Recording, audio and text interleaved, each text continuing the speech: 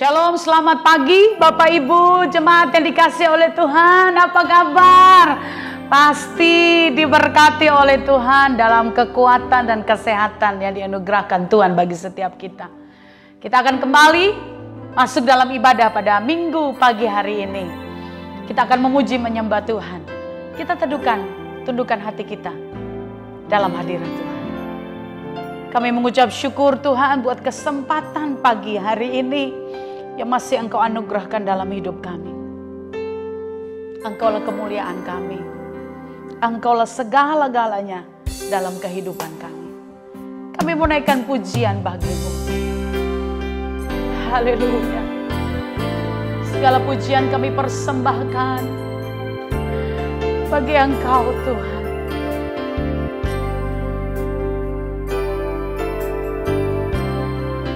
Haleluya.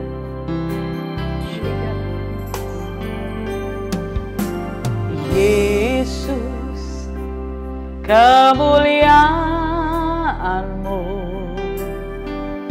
pulihkan hatiku. Yesus, kemuliaan-Mu berkati hidupku. Yesus, kemuliaan-Mu, Yesus, kemuliaan-Mu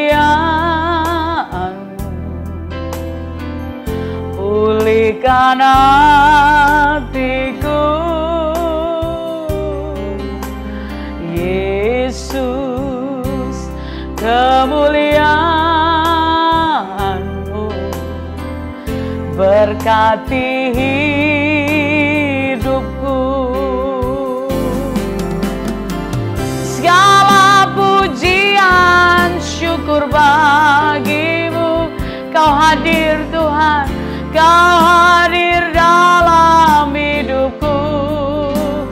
Kini ku datang sujud di hadapan-Mu, memuji-Mu, menyembah-Mu. Yesus, ku menyembah-Mu. Yesus, kemuliaan-Mu. Yesus, kemuliaan-Mu pulihkan hatiku.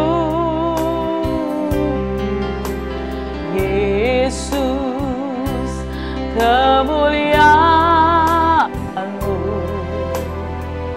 berkati hidupku.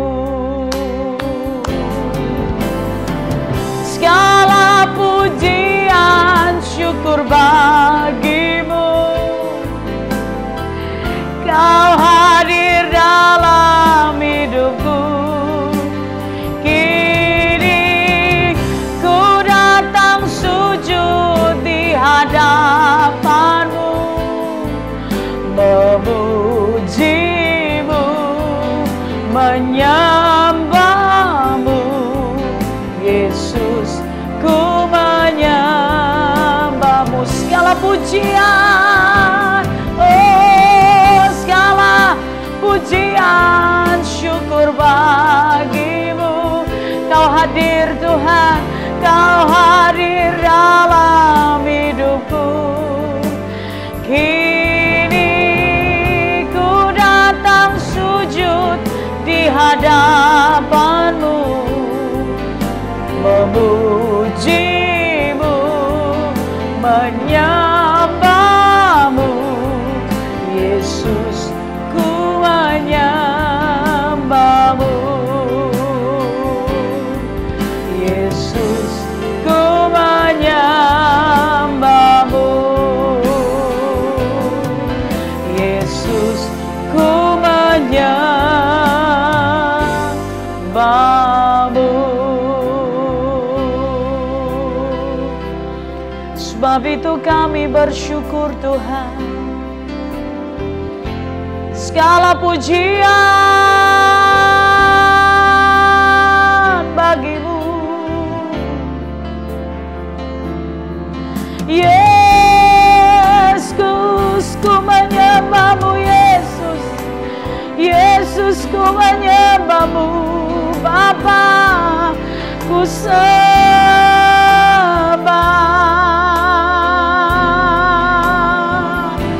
Oh,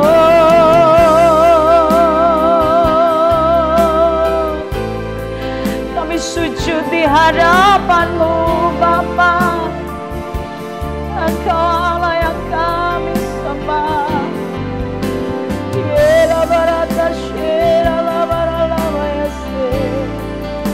Haleluya, haleluya, haleluya. Terima kasih Tuhan Yesus, terima kasih. Terima kasih Bapa. Kami tundukkan hati kami. Kami tundukkan hidup kami dalam kekuatan tangan Allah yang kuat. Terima kasih buat kekuatan, kesehatan, perlindungan, bahkan berkat-berkat yang terus berlimpah-limpah bagi setiap kami sampai pagi hari ini. Ajar kami Tuhan untuk sungguh-sungguh mencari Engkau. Ajar kami sungguh-sungguh memberi yang terbaik bagi Engkau lewat pujian penyembahan kami, bahkan seluruh hidup kami pagi hari ini. Terima kasih Bapa, terima kasih. Kami mengucap syukur. Kami berdoa. Haleluya, haleluya. Amin. Beri kemuliaan bagi Tuhan Yesus Kristus. Puji nama Tuhan. Mari bangkit berdiri bersama-sama Bapak Ibu Saudara. Dengan penuh sukacita mari kita naikkan pujian bagi Tuhan. Kita bangkit berdiri bersama-sama. Haleluya. Mari masuk gerbangnya dengan hati yang bersyukur kepada Tuhan. Penuhi baitnya dengan nyanyian syukur. Haleluya, amin. Mari masuk gerbangnya dengan hati bersyukur. Halamannya dengan pujian. Penuhi baitnya dengan nyanyian syukur, hadiratnya penuh sukacita. Sebab Tuhan Dia baik dan anugerahnya kekal selama-lamanya. Amin. Sebab Tuhan Dia baik dan anugerahnya kekal selama-lamanya. Amin. Mari masuk gerbangnya dengan syukur. Mari masuk gerbangnya dengan hati bersyukur. Halamannya dengan pujian. Penuhi baitnya dengan nyanyian syukur, hadiratnya penuh sukacita. Sebab Tuhan Dia baik dan anugerahnya kekal selama-lamanya. Amin.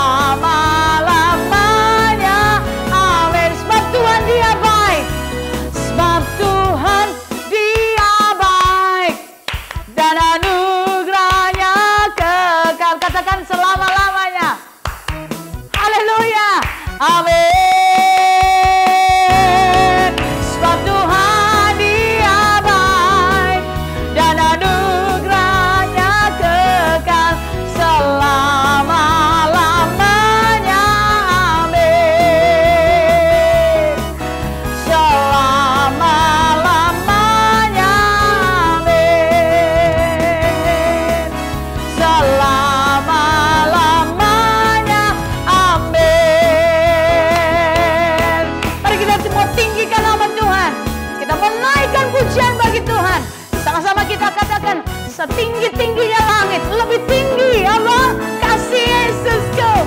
Haleluya. Amin. Haleluya. Setinggi-tingginya langit, lebih tinggi kasih Yesusku. Amin. Sedalam-dalam lautan, lebih dalam kasih Yesusku. Seindah-indah pelangi, lebih apa? Amin. Katakan, kasih Yesus mengalahkan segalanya. Kasih Yesus mengalahkan segalanya. Mari sama-sama katakan, setinggi-tingginya. Amin. Lebih tinggi kasih Yesusku. Sedalam-dalam lautan, lebih dalam kasih Yesusku. Seindah-indah pelangi, lebih indah kasih Yesusku. Kasih Yesus mengalahkan segalanya. Kasih Yesus mengalahkan segalanya. Haleluya. Kasih Yesus mengalahkan segala-galanya. Katakan sama-sama amin. Amin. Tuhan Yesus memberkati kita semua. Mari Bapak Ibu Saudara, kita siapkan hidup kita untuk diberkati oleh Tuhan lewat firman Tuhan. Bapa di surga, kami buka hati kami. Penuhi, limpahkan berkat-Mu dalam nama Yesus. Pagi hari ini kami mencari Engkau. Pagi hari ini kami mencari firman-Mu. Karena firman itu yang mampu, yang sanggup melakukan hal-hal yang hebat dalam kehidupan kami. Terima kasih Tuhan Yesus. Terima kasih Bapa. Haleluya, haleluya.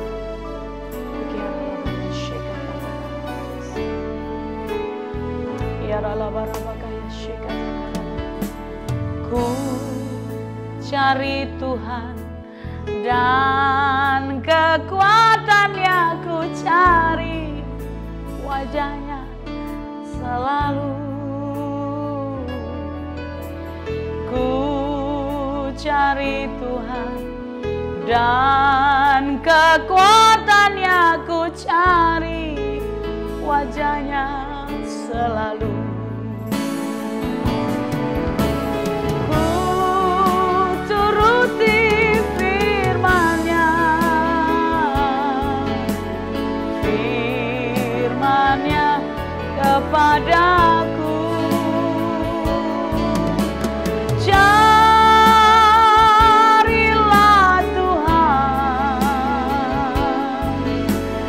Dan kekuatannya, carilah wajahnya selalu.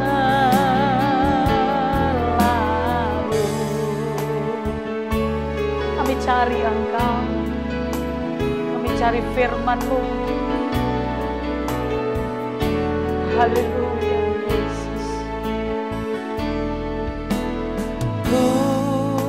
Cari Tuhan dan kekuatannya, ku cari wajahnya selalu. Ku cari Tuhan dan kekuatannya, ku cari wajahnya selalu. Ku turuti firman-Nya, firman-Nya kepadaku. Carilah Tuhan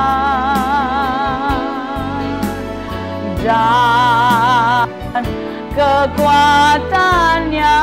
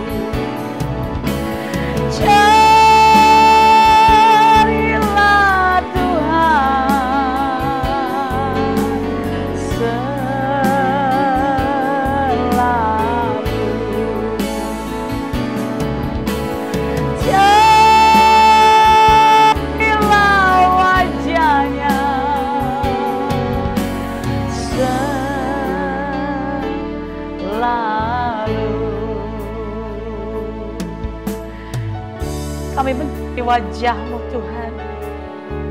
Kami mencari firman-Mu dan pagi hari ini kami percaya kami pasti akan mendapatkan. Terima kasih Tuhan buat berkat firman-Mu yang sudah Engkau siapkan bagi kami. Kami terima dalam nama Tuhan Yesus. Amin. Shalom Bapak Ibu Saudara sekalian, kita berjumpa lagi di dalam ibadah hari ini, biar kebenaran firman Allah menjadi berkat di dalam kehidupan kita. Saya akan lebih dulu membaca firman Tuhan di dalam 2 Raja-Raja pasal 4 ayat 1 sampai dengan ayat yang ke-7. Alkitab berkata demikian. Salah seorang dari istri-istri para nabi mengadukan halnya kepada Elisa sambil berseru, "Hambamu suamiku sudah mati. Dan engkau ini tahu bahwa hambamu itu takut akan Tuhan. Tetapi sekarang penagih hutang sudah datang untuk mengambil kedua orang anakku menjadi budaknya." Jawab Elisa kepadanya, "Apakah yang dapat kuperbuat bagimu? Beritahukanlah kepadaku apa-apa yang kau punya di rumah." Berkatalah perempuan itu, "Hambamu ini tidak punya sesuatu apapun di rumah kecuali sebuah buli-buli berisi minyak." Lalu berkatalah Elisa, "Pergilah, mintalah bejana-bejana dari luar dan daripada segala tetanggamu, bejana-bejana kosong, tetapi jangan terlalu sedikit. Kemudian masuklah, tutuplah pintu sesudah kamu dan anak-anakmu masuk. Lalu tuangkanlah minyak itu ke dalam segala bejana. Mana yang penuh, angkatlah. Pergilah perempuan itu daripadanya. Ditutupnyalah pintu sesudah ia dan anak-anaknya masuk. Dan anak-anaknya mendekatkan bejana-bejana kepadanya, sedang ia terus menuang. Ketika bejana-bejana itu sudah penuh, berkatalah perempuan itu kepada anaknya, "Dekatkanlah kepadaku sebuah bejana lagi." Tetapi jawabnya kepada ibunya, "Tidak ada lagi bejana." Lalu berhentilah minyak itu mengalir. Kemudian pergilah perempuan itu memberitahukannya kepada abdi Allah. Dan orang ini berkata, "Pergilah, jualah minyak itu, bayarlah hutangmu, dan hiduplah dari lebihnya, engkau serta anak-anakmu." Amin. Bapak Ibu Saudara sekalian, saya ingin menekankan beberapa bagian penting dari pembacaan kita. Dari pembacaan firman Tuhan ini, Bapak Ibu Saudara sekalian, ada seorang janda yang suaminya dulu adalah takut akan Tuhan, tetapi ia terjerat oleh hutang. Pernahkah Bapak Ibu mengalami hal yang sama? Dalam situasi kesulitan keuangan, lalu pinjam uang? Kalau saudara meminjam uang, sebetulnya biasa. Hampir semua orang pernah pinjam uang. Tetapi jangan dijadikan gaya hidup atau dijadikan kebiasaan untuk berhutang. Nah, ini yang celaka. Kita harus tetap menjaga komitmen kita untuk tidak meminjam uang. Namun kalau memang tidak bisa menghindari untuk berhutang, bagaimana solusinya? Kalau kita tidak bisa menghindari untuk tidak berhutang, sebetulnya bolehkah berhutang? Atau kepada siapa kita harus berhutang? Mendengar kata hutang tentu selalu konotasinya negatif, dan kita berpikirnya hal-hal yang buruk. Pada dasarnya hutang tidak melulu dinilai negatif, bisa dinilai positif apabila dikelola dan tujuannya benar, tujuannya baik, tujuannya jelas. Itu sebabnya hari ini saya akan memberi tema khotbah saya, bolehkah berhutang? Jika tidak bisa dihindari untuk berhutang, dan kita sudah berusaha dengan sekuat tenaga untuk tidak berhutang, namun kenyataannya berhutang juga. Sama seperti janda Nabi ini. Dia berusaha pasti untuk tidak berhutang, namun kenyataannya berhutang juga. Sebetulnya boleh tidak berhutang. Berhutang boleh kalau ada syaratnya. Seperti yang tadi saya jelaskan, bahwa berhutang tidak selalu melulu negatif. Berhutang kalau dikelola dengan tujuan yang jelas, tujuan yang baik, tujuan yang benar, akan lebih baik. Jadi Pak Apin, apa syaratnya kalau kita boleh berhutang? Yang pertama, kita boleh berhutang jika kita punya penghasilan tetap. Saya berkata dengan tegas, kita boleh berhutang kalau kita punya penghasilan yang tetap. Kalau kita tidak punya penghasilan yang tetap, kita berhutang, bayar pakai apa? Mengembalikan dengan cara bagaimana? Wong kita tidak punya penghasilan yang tetap. Maka, kalau kita tidak punya penghasilan yang tetap, jangan coba-coba berhutang. Sebaiknya kita hindari komitmen yang teguh untuk tidak berhutang.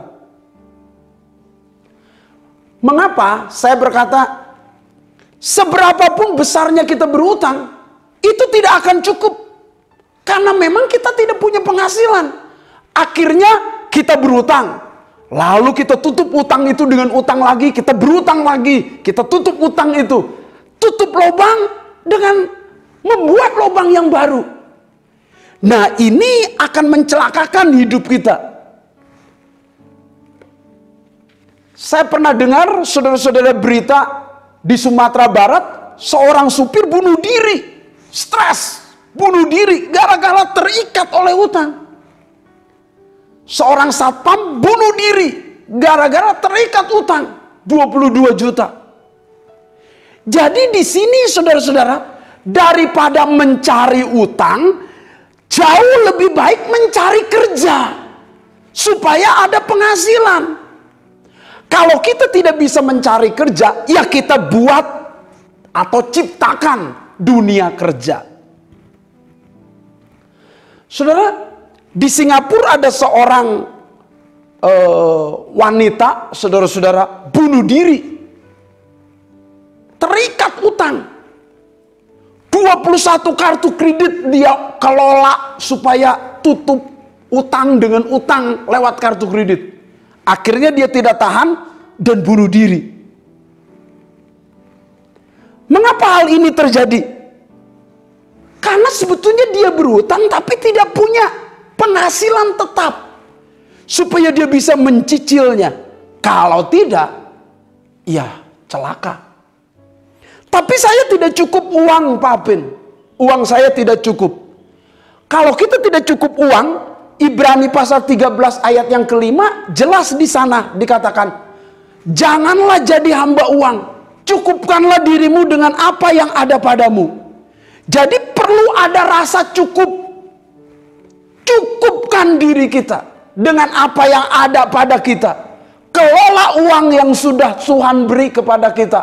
Tuhan percayakan kepada kita. Seberapapun itu, mungkin kita tidak bisa membeli makanan enak atau tempat tinggal yang bagus. Secukup-cukupnya, cukupkan uang itu, saudara-saudara. Karena tidak pernah punya rasa cukup kalau kita tidak merasa cukup. Seberapapun keuangan kita, seberapapun kebutuhan kita, seberapapun keinginan kita, kita tidak pernah bisa puas dengan uang kita. Tidak pernah cukup dengan uang kita. Itu sebabnya Bapak Ibu Saudara sekalian, kita boleh berhutang jika punya penghasilan tetap, supaya kita bisa mencicil hutang itu. Yang kedua, Bapak Ibu Saudara sekalian, boleh berhutang jika kita prediksi bisa melunasinya. Apakah saudara memprediksi, sudah mempertimbangkan secara logika,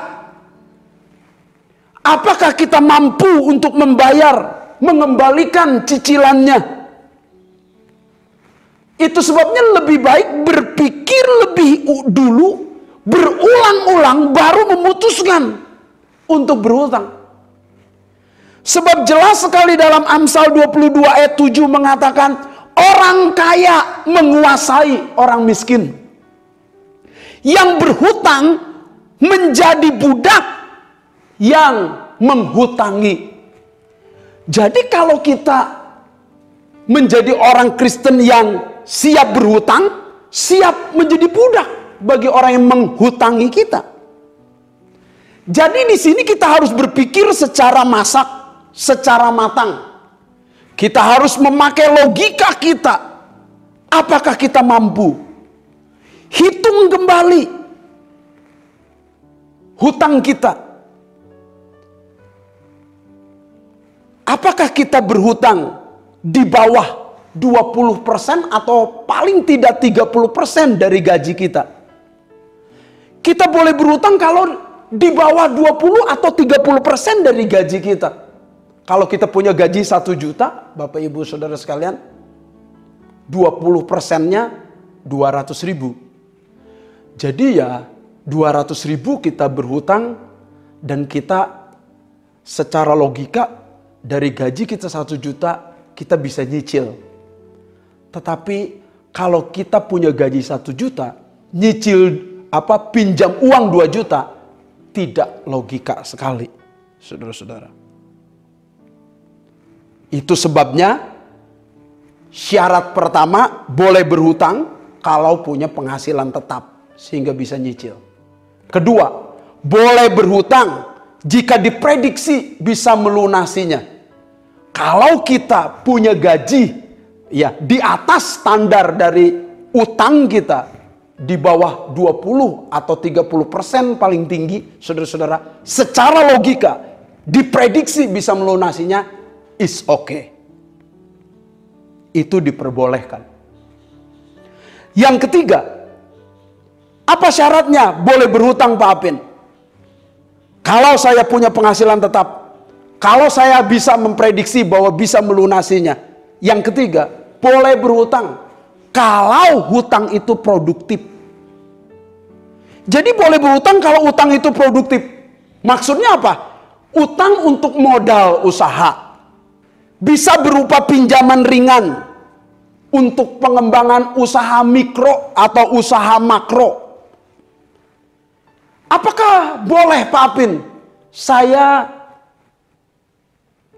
cicil mobil atau cicil motor? Itu sebabnya tadi tergantung dari tujuannya. Kita berhutang itu nyicil motor atau nyicil mobil untuk kita kelola menjadi bagian dunia usaha kita, atau hanya untuk gaya-gayaan. Kita punya mobil untuk gengsi atau pamer, atau kita memiliki tujuan positif, nyicil mobil atau motor untuk kerja atau usaha ojek online misalnya. Nah, itu akan produktif. Tetapi kalau saudara sengaja hanya untuk beli motor, beli mobil, untuk sekedar gengsi, pamer, hebat, kebanggaan, wah, celaka kita. Itu bukan tujuan yang benar dalam berhutang. Tidak produktif artinya, saudara-saudara. Berhutang yang produktif juga bisa, saudara-saudara, kita nyicil KPR rumah. Artinya ada sesuatu di sana yang kita capai. Ada target yang kita capai untuk tempat tinggal dan untuk investasi. Jadi jangan berhutang tanpa tujuan. Karena kalau kita berhutang tanpa tujuan, kita menjadi salah. Itu hutang yang tidak produktif. Yang keempat, syarat keempat, boleh berhutang kalau saudara punya penghasilan tetap sehingga tidak mempermalukan Tuhan, bisa nyicil. Boleh berhutang kalau saudara memprediksi secara logika dan matang engkau bisa melunasinya. Boleh berhutang kalau itu produktif. Yang ketiga, boleh berhutang kalau hutang itu dipahami dengan benar, dipahami dengan baik. Apa yang perlu dipahami? paling tidak perlu memahami 3 hal penting. Yang pertama, memahami konsekuensinya kalau kita tidak bisa bayar. Yang kedua, memahami aturannya. Karena setiap utang punya aturan masing-masing berbeda-beda. Yang ketiga, pahami jenisnya, hutang jangka pendek atau jangka panjang. Yang pertama, saudara-saudara, pahami konsekuensinya. Setiap hutang pasti ada konsekuensinya. Janda ini berhutang bersama dengan suaminya. Berhutang dan konsekuensinya anaknya mau diambil untuk jadi budak. Memang zaman itu berlaku aturan seperti itu. Jadi budaya zaman itu orang yang berhutang, saudara-saudara, menjadi budak bagi yang menghutangi. Ya jelas, saudara-saudara, ada aturan di situ. Jangan sampai 2 anak kita jadi korban, diperbudak karena hutang. Di sini perlu dipahami, jangan pinjam sembarangan tanpa mempelajarinya. Jadi pelajari, ada konsekuensinya. Saudara, kalau berhutang bank, ya jelas bisa disita konsekuensinya. Bisa diambil, saudara-saudara, disegel konsekuensinya. Akan menjadi milik dari yang menghutangi kita itu. Baik itu bank, instansi, atau lembaga perhutangan. Saudara menggadaikan sesuatu, bila saudara tidak memenuhinya, konsekuensinya, semua hal itu menjadi milik orang itu.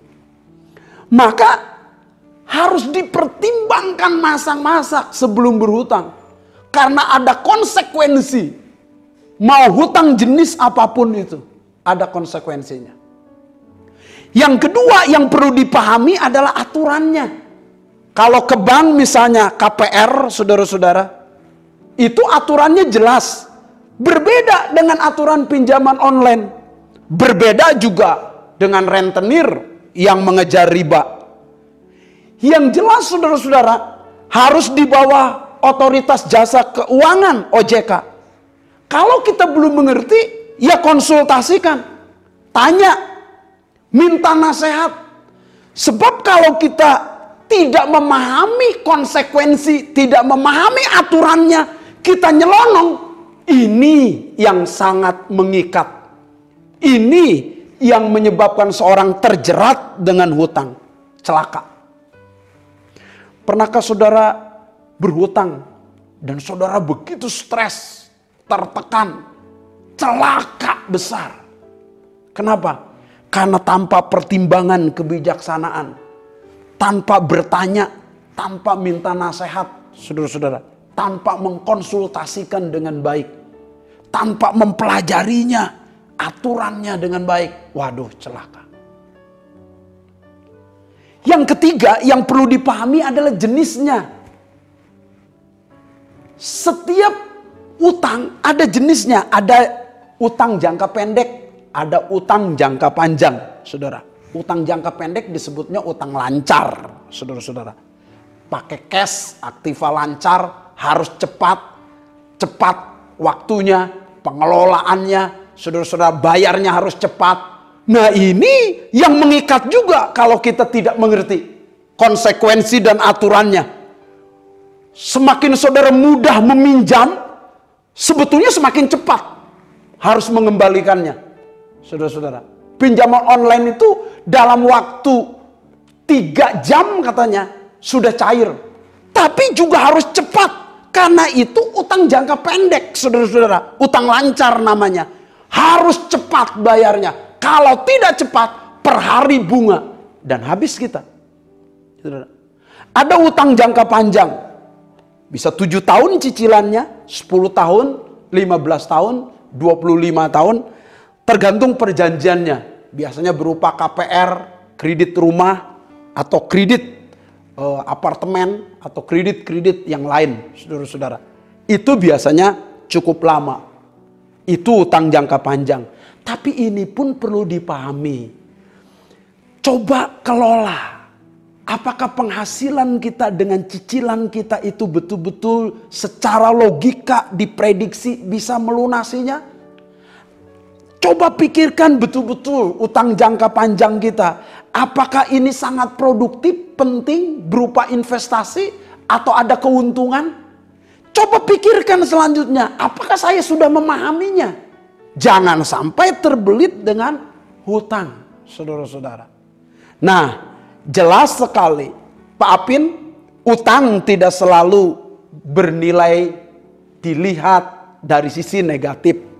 Kalau bisa mengelolanya menjadi sisi positif, tujuannya baik menjadi sisi positif, hingga menjadi produktif untuk modal dunia usaha, usaha mikro maupun usaha makro.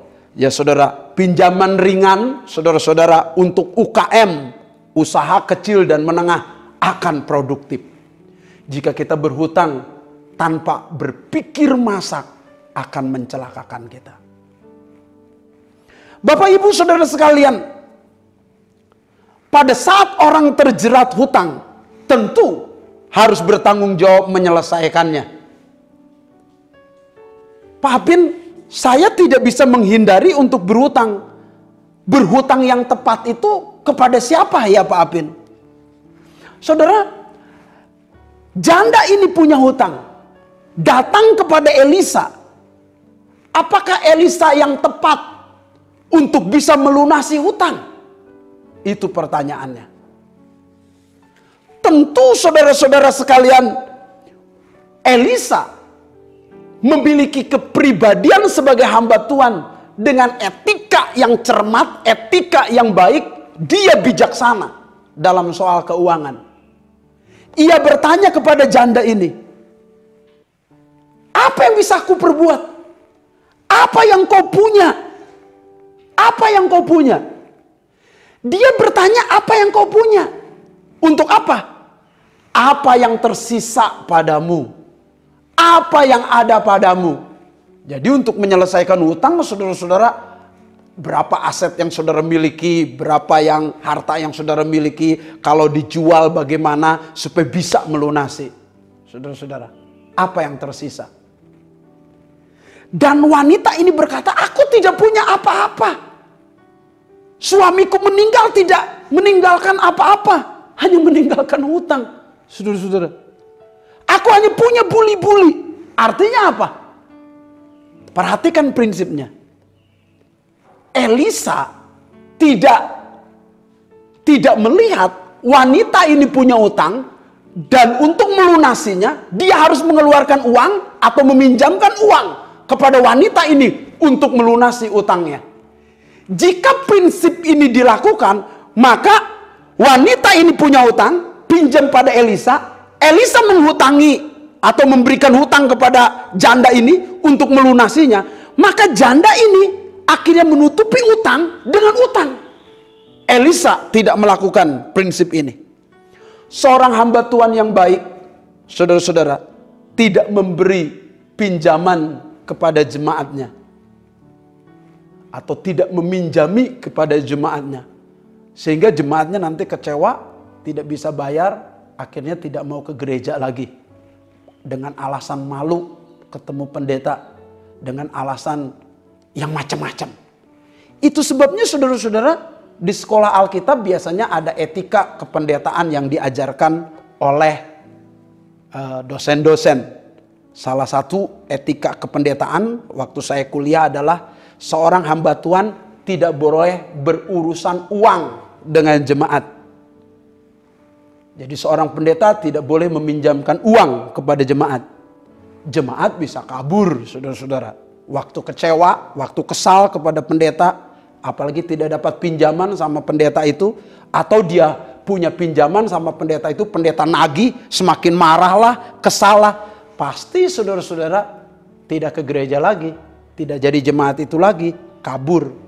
Jadi saudara, pada prinsipnya seorang hamba Tuhan, saudara-saudara, bukan tidak mampu untuk meminjamkan uang. Elisa bukan tidak mampu meminjamkan uang kepada janda ini, tetapi Elisa memutuskan untuk tidak mau berurusan dengan uang. Memang saudara-saudara, dalam ajaran etika kependetaan, jangan saudara-saudara meminjamkan uang kepada jemaat. Itu sebabnya saudara-saudara, jemaat Tuhan, kalau ada jemaat minjem uang sama saya, sudah pasti saudara, saya tidak akan memberi pinjaman kepada saudara. Karena itu adalah etika seorang hamba Tuhan atau etika pendeta.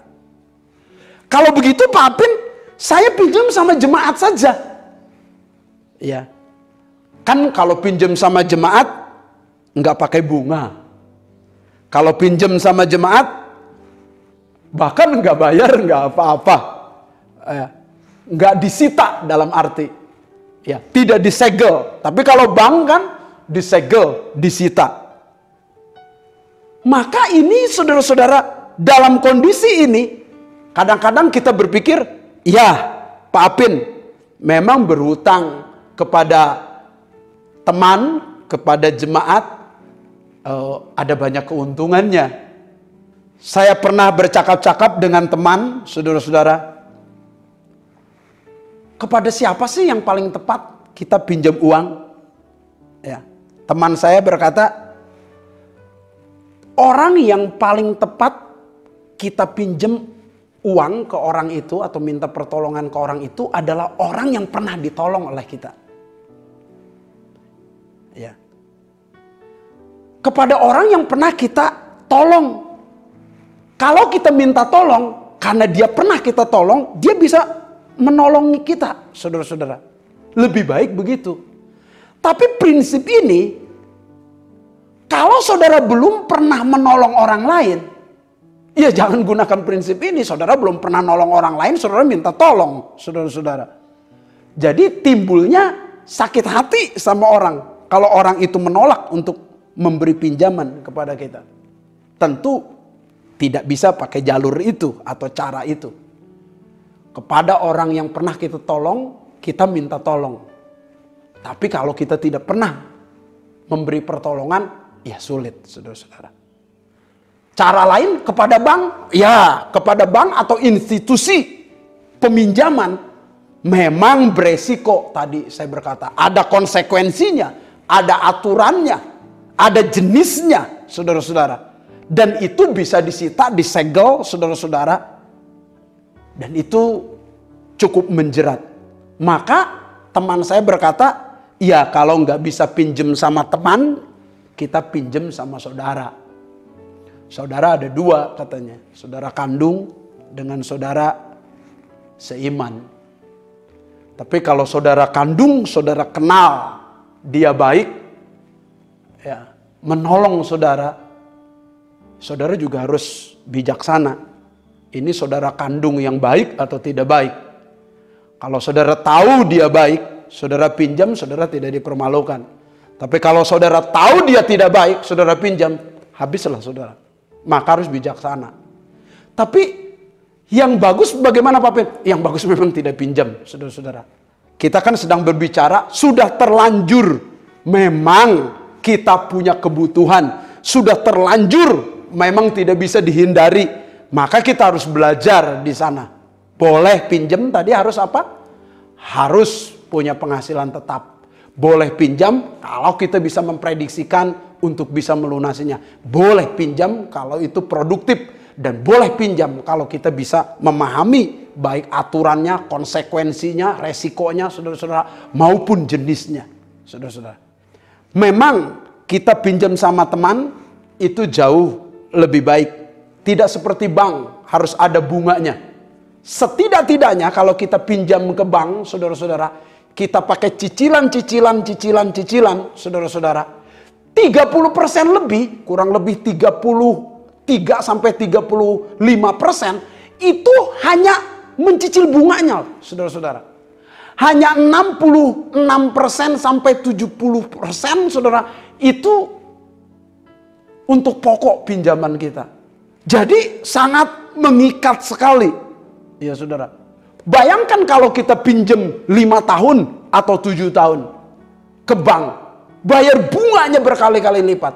Tapi kalau kita pinjam sama teman atau saudara yang murah hati, kita tidak dibebani dengan utang itu, kita akan jauh lebih baik. Namun perlu hikmat, saudara-saudara. Mengapa saya berkata demikian? Karena banyak orang berkata begini, nah Pak Apin, kalau begitu Pak Apin setuju dong kita meminjam kepada saudara seiman atau saudara kita. Saya tidak memberi persetujuan, hanya pertimbangan, saudara-saudara. Karena banyak orang, saudara-saudara, melihat peluang seperti ini, dijadikan kesempatan. Nah, ini yang salah. Dijadikan kesempatan atau disebutnya asas memanfaatkan saudara seiman, memanfaatkan saudara kandung. Tentu niatnya jangan begitu.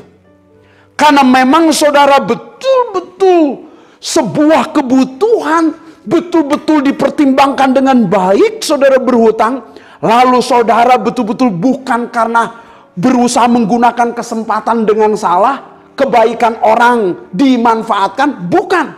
Karena memang saudara memerlukan hal itu, terdesak demi kebutuhan dan kepentingan yang lebih penting, bahkan untuk nyawa atau kesehatan atau hal lain, saudara diperbolehkan itu karena produktif, is okay, saudara-saudara. Tapi jangan untuk memanfaatkan kelemahan orang lain, kasih orang lain, kebaikan atau kemurahan orang lain. Ini perlu diingat. Pesan penting untuk hal ini, saya memberikan beberapa kesaksian pengusaha. Ada seorang pengusaha, saudara-saudara, dia berkata kepada saya, hampir setiap minggu ada orang datang untuk meminjam, untuk meminta pertolongan, pinjam uang atau ngutang. Ya. Hampir setiap minggu. Kadang-kadang dia berkata 1 minggu bisa 8 orang datang dalam 1 minggu. Memang kita baik, memang kita orang murah hati, memang kita orang diberkati. Tapi jangan juga kita menjadi orang yang dimanfaatkan. Kita harus bijaksana, cerdas, cermat, melihat orang yang perlu ditolong dengan orang yang tidak, supaya orang lain tidak memanfaatkan kita. Celaka kalau kita menjadi orang Kristen yang dimanfaatkan, dan kita bisa menjadi orang yang berdosa di hadapan Tuhan. Mengapa? Saya seringkali berkata, menolong orang lain, saudara-saudara, tanpa kebijaksanaan, tanpa bertanya kepada Tuhan, justru kita sedang tidak berjalan dalam kehendak dan rencana Allah. Ya, saya memberi salah satu contoh. Saya membantu orang yang sedang kekurangan. Saya tidak sebutkan namanya, saudara-saudara. Dan waktu saya membantu seperti itu, saya berdoa, Tuhan tegur saya. Apin, kamu salah menolong orang itu. Dan saya kaget sekali. Menolong orang yang membutuhkan, membantu dan memberi kepada orang yang membutuhkan, bukankah itu baik? Ternyata belum tentu baik di mata Allah. Sebelum kita bertanya dan minta pimpinannya. Saya berkata kepada Tuhan, Tuhan mengapa? Karena Tuhan menjawab saya berkata, justru karena saya ingin mengajar dia. Saya mengizinkan kesengsaraan, kesulitan keuangan terjadi kepada dia. Supaya dia belajar tentang aku, mengandalkan aku dan datang kepadaku. Sekarang dia bukan datang kepadaku, dia datang kepadamu. Engkau menggantikan posisiku sebagai Allah. Disinilah saya terpukul waktu saya berdoa demikian. Ya ampun, kita salah menolong orang kalau kita tidak berhikmat dan kita hanya dijadikan atau dimanfaatkan oleh orang lain. Kebaikan kita hanya dijadikan sebuah kesempatan untuk orang lain bergantung kepada kita, bukan bergantung kepada Allah. Hati-hati. Saya ingat pelajaran dasar dari Om Ho. Kalau Om Ho, saudara-saudara, didatangi jemaat atau didatangi orang yang sedang mengalami kesulitan, bahkan hamba Tuhan yang mengalami kesulitan, waktu saudara dia punya kesulitan keuangan, Om Ho tidak langsung jawab atau tidak langsung tolong. Om Ho hanya berkata, berlutut, berdoa, minta Tuhan tolong, minta Tuhan arahkan, minta bimbingan Tuhan. Tuhan pasti menolong kamu. Sebetulnya dia sanggup menolong. Sama seperti Elisa. Saya rasa Elisa pun punya uang. Dia bisa pinjamkan uang kepada janda ini untuk janda ini bayar utang. Cepat, singkat untuk menolong seseorang. Tapi Elisa tidak lakukan itu. Om Ho juga ternyata tidak lakukan itu, saudara-saudara.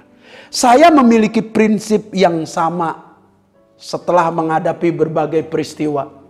Saya tidak mau cepat-cepat menolong orang, tapi harus bertanya kepada Tuhan, minta bimbingan Tuhan dan kebijaksanaan Tuhan. Saya pernah, saudara-saudara, khotbah di sebuah perusahaan dan pengusaha ini mengeluarkan buku catatannya bagaimana orang-orang yang berhutang kepada dia. Waktu dia buka ditunjukkan kepada saya kurang lebih 90 lebih orang, saudara-saudara, yang berhutang pada dia. Dan dia berkata kepada saya, 80% Pak Apin tidak dibayar. Dan uniknya 90% adalah orang-orang Kristen yang gak bayar itu. Waduh, saya juga kaget, saudara-saudara. Pernah satu kali dia berkata, saya tagih utang kepada seorang anak Tuhan. Ya, Pak, bayar dong. Jadi saya memerintahkan sekretaris saya untuk menelepon orang itu untuk bayar utang. Apa jawab orang itu di ujung sana? Dia berkata, Bu, masa utang segini aja harus ditagih? Ibu kan orang kaya. Kenapa harus tagih utang cuman segini? Anggap aja itu memberi buat saya, Bu. Waduh. Dia hanya tersenyum, saudara-saudara. Dan dia berkata kepada saya, bagaimana Pak Apin orang seperti ini ya? Ibu tidak salah, ibu sudah tagih karena dia memang berhutang. Dan tanggung jawab ibu sudah selesai sampai di situ. Ya. Tapi masalahnya Pak Apin, banyak orang punya kebiasaan berhutang namun tidak bertanggung jawab untuk melunasinya. Dari kesaksian ini, saudara-saudara yang dikasih oleh Tuhan, saya berkata kepada Bapak Ibu saudara sekalian, jadilah orang Kristen yang bertanggung jawab. Waktu saudara berhutang, bertanggung jawab. Coba secara logika berpikir kembali. Apakah syarat-syarat saya berhutang ini dipenuhi? Apakah saya mau bertanggung jawab nanti mengembalikannya? Kalau saya bertanggung jawab mengembalikannya, ada nggak penghasilan yang cukup untuk mencicilnya? Adakah saya mempertimbangkan dengan prediksi yang benar saya bisa melunasinya? Apakah saya berhutang ini produktif atau hanya keinginan saya sendiri? Apakah saya sudah memahami hal ini? Dan benarkah hidup kekristenan saya seperti ini? Saya berkata kepada Bapak Ibu Saudara sekalian, sedangkan janda ini yang sudah kehilangan suaminya mau bertanggung jawab menyelesaikannya, dan mau saudara-saudara berniat untuk bisa melunasinya, apatah lagi kita sebagai orang Kristen. Kita harus jadi orang Kristen yang benar dan bertanggung jawab untuk setiap keuangan kita. Selamat membangun kebiasaan keuangan yang benar. Mari kita tundukkan kepala, kita berdoa. Bapa di dalam surga, kami mengucap syukur pada saat pagi hari ini Engkau sudah mengasihi kami lewat pemberitaan firman Allah. Engkau sudah menegur kami. Tuhan, biarlah kami punya komitmen untuk tidak terjerat oleh hutang, dan kami tidak mau berhutang lagi. Jikalau kami terpaksa dan tidak bisa menghindari kami berhutang, biarlah kami berhutang tetapi kami punya penghasilan tetap. Kami berhutang tetapi kami sudah memprediksikan bisa melunasinya dengan baik. Tuhan, kami mau berhutang tetapi itu produktif, menghasilkan sesuatu buat dunia usaha kami dan pengembangan, ya Bapa, dunia usaha kami. Kami mau Tuhan Yesus berhutang, tetapi kami mau memahaminya dengan lebih baik. Ajar kami bijaksana Tuhan Yesus, untuk kami berhutang dengan baik sesuai dengan kehendak Allah, supaya nama Tuhan tidak dipermalukan, melainkan dipermuliakan lewat kehidupan kami. Tuhan, jika ada dari antara kami sudah terlanjur berhutang dan kami sudah terjerat atau terikat dengan hutang, Tuhan berikan kami jalan keluar, berikan kami pertolongan, berikan ya kami arahan, berikan kami Tuhan Yesus bimbingan, supaya kami dapat bertanggung jawab dan dapat melunasinya dengan baik untuk kemuliaan nama-Mu. Berkati kami Tuhan, di dalam nama Tuhan Yesus Kristus. Kami rindu Tuhan Yesus, tangan-Mu terkedang memberkati kami sekalian. Mari kita angkat dua-dua tangan kita di hadapan Tuhan. Bapak, Ibu, Saudara sekalian, terimalah segala berkat dari Allah Bapa, cinta kasih sayang dari Tuhan Yesus Kristus, persekutuan kekuatan kuasa Roh Kudus turun atasmu mulai dari sekarang sampai Maranatha Tuhan Yesus datang kedua kali. Dalam nama Yesus kami berdoa dan mengucap syukur, haleluya, amin. Tuhan memberkati.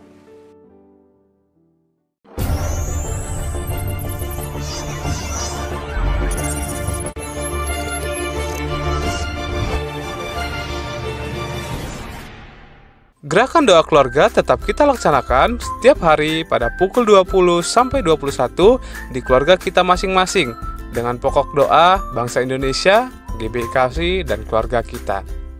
Hotspot Teens dan Youth tetap kita laksanakan pada hari Jumat pukul 5 sore melalui aplikasi Zoom Meeting. Ayo anak-anak muda, kita sama-sama join yuk untuk beribadah, memuji, memuliakan nama Tuhan. Ibadah Raya GBIKasi.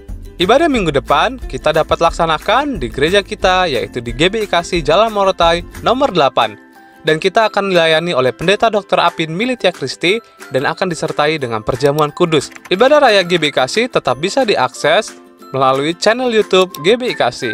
Ibadah Abikasi tetap dilaksanakan pada Minggu 5 Juli 2020 pukul 8 di channel YouTube Abikasi Morotai. Ayo adik-adik, kita bersama-sama memuji Tuhan dan mendengarkan firman Tuhan. Bagi Bapak Ibu Saudara sekalian yang rindu memberikan persembahan untuk pekerjaan Tuhan di GBIKasi, dapat mentransfernya melalui Bank BCA dengan nomor rekening 730 500 406 atas nama GBIKasi Kas Umum. Demikian GBIKasi News pagi hari ini. Tetap jaga kesehatan dan tetap takut akan Tuhan serta mengandalkan Tuhan dalam kehidupan kita. Karena orang yang mengandalkan Tuhan tidak akan pernah ditinggalkan oleh Tuhan. Sampai berjumpa di GBIKasi News minggu depan. Shalom.